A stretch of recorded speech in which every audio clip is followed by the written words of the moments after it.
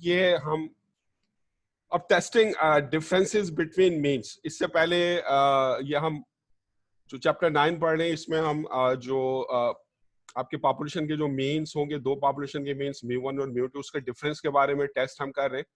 तो इसमें जो पहले हमने टेस्ट किया था वो आपके पास इंडिपेंडेंट सैंपल्स थे, यानी अनपेयर्ड सैंपल्स थे, यानी ऐसे सैंपल्स थे जो दो डिफरेंट पॉपुलेशन से थे और उनका आपस में कोई ताल्लुक नहीं था। अब जो आपके पास सैंपल्स है वो डिपेंडेंट सैंपल्स है या पेयर्ड सैंपल्स है। मतलब पेयर्ड सैंपल्स या डिपेंडेंट सैंपल्स किस सिचुएशन में जो है वो अपियर हो सकते हैं? जैसे फॉर एग्जांपल इसमें जो टू सैंपल्स है come from same population, so they are dependent. इसमें जो आपके पास सैंपल होंगे वो एक ही पॉपुलेशन से आएंगे लेकिन डिफरेंट टाइम पीरियड्स के लिए होंगे, वो डिपेंडेंट होंगे। जैसे इसके एग्जांपल मैं आपको बता रहा हूँ कि फर्ज करें कि आपके पास 10 पीपल हैं, वो अपने वेट को कम करने के लिए जो है कोई ट्रेनिंग प्रोग्राम, कोई जिम जो है वो ज्वाइन करते हैं।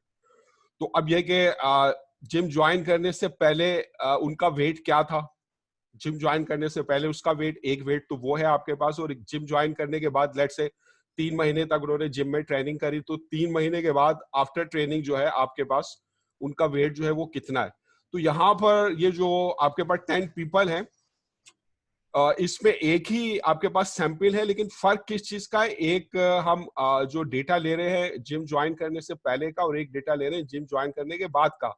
तो इसलिए जो दोनों आपके पास सैंपल्स होंगे सेम पीपल्स के मुतालिक हैं, लेकिन तो ये पेयर्ड सैंपल्स हैं, ये डिपेंडेंट सैंपल्स हैं, ये एक दूसरे पर डिपेंड कर रहे हैं। ठीक है, इसी तरह जैसे फर्ज करें आपके पास 100 आपके पास पेशेंट्स हैं और आप उनका इलाज करते हैं और उनको आप दो डिफरेंट टाइप्स के मेडिसिन उनको देते हैं। फिर आप देखते हैं कि दोनों मेडिसिन का उन पर क्या असर होता है। यानी पहले उन्हीं लोगों को आप एक मेडिसिन देते हैं और उसका असर आप चेक करते हैं, फिर कुछ अरसे के बाद उन्हीं लोगों को आप दूसरी मेडिसिन देते हैं और आप उनका जो भी इफेक्ट है वो चेक करते हैं।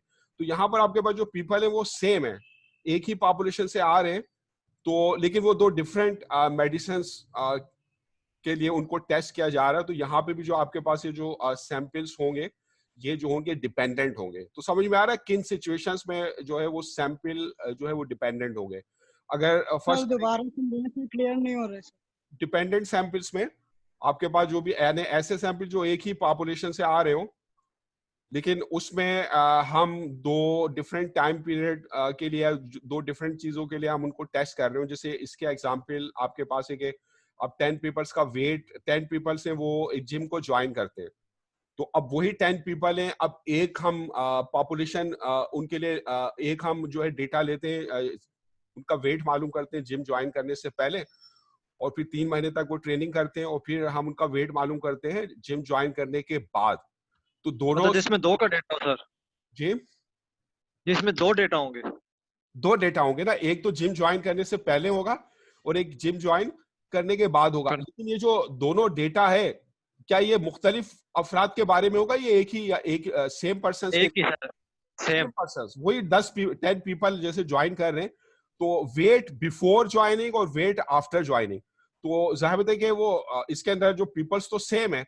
तो इसलिए ये आपके पास जो ये जो दो डिफरेंट सैंपल, यानी एक सैंपल आपके पास उन्हीं 10 पीपल्स का डेटा बता रहा है जो बिफोर ज्वाइनिंग है, उन्हीं 10 पीपल्स का वेट बता रहा है ज्वाइन करने से पहले, और एक डेटा आपने लिया है ज्वाइन करने के बाद उनके वेट्स का। जाहिर है अब वो डिफरेंट होगा क्योंकि ज्वाइन करने, अब वो ट्रेनिंग उन्होंने करी तो कुछ ना कुछ उनके वेट सर। ये डिपेंडेंट कैसे हो गया सर? डिपेंडेंट इसलिए हो गया कि जो आपके पास डेटा है वो सेम पर्सन के लिए चेक किया जा रहा है ना। अगर फर्ज करें ऐसा होता है, लेट्स से फर्ज करें इंडिपेंडेंट कब होते हैं? 10 पीपल के दो जोड़े हैं, 10 पीपल है वो अलग है, 10 पीपल अलग है।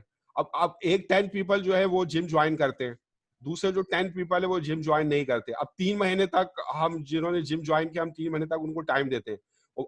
यानी जो पहला सेट है 10 लोगों का, उन्होंने जिम ज्वाइन नहीं किया, दूसरा जो सेट है 10 लोगों का उन्होंने जिम ज्वाइन किया। अब हम दोनों का वेट हम निकालते हैं, तो यहाँ पर ये जो 10 पर्सन आपके पास है ये डिफरेंट पर्सन है ना, तो इसलिए यहाँ पे जो सैंपल्स होते हैं ये इंडिपेंडेंट होते हैं। बात समझ में आ रही है?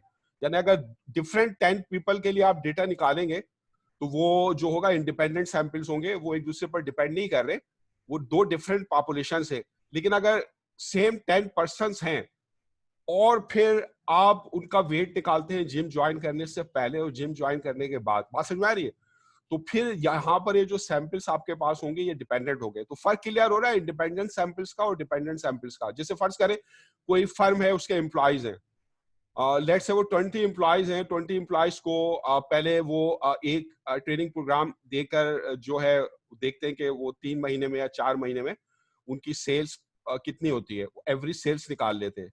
फिर वही जो आपके 20% है उनको एक दूसरा प्रोग्राम करवाते हैं, एक दूसरा कोई सर्टिफिकेशन करवाते हैं, कोई दूसरा ट्रेनिंग प्रोग्राम करवाते हैं, फिर देखते हैं कि 3 महीने तक उनकी सेल्स कितनी होती है। तो अब मुझे बताइए कि जो दो आपके पास डेटा आ रहा है, यानी दो डिफरेंट ट्रेनिंग प्रोग्राम्स आप सेम एम्प्लॉइज को सिखा रहे हैं और फिर आप डेटा ले रहे हैं कि प्रोग्राम ए है उससे 3 महीने में सेल्स कितनी है, एवरेज सेल्स कितनी हुई है उन 20 एम्प्लॉइज से, और उन्हीं सेम 20 एम्प्लॉइज को जब हमने कोई दूसरा ट्रेनिंग प्रोग्राम ए हमने उनको सिखाया और उसके बाद फिर हमने देखा कि 3 महीने में उनकी एवरेज सेल्स कितनी है। तो ये जो दो डिफरेंट डेटा आपके पास आ रहा है, तो ये जो सैंपल्स जो आपके पास दो डिफरेंट आ रहे हैं, डिपेंडेंट होंगे या इंडिपेंडेंट होंगे?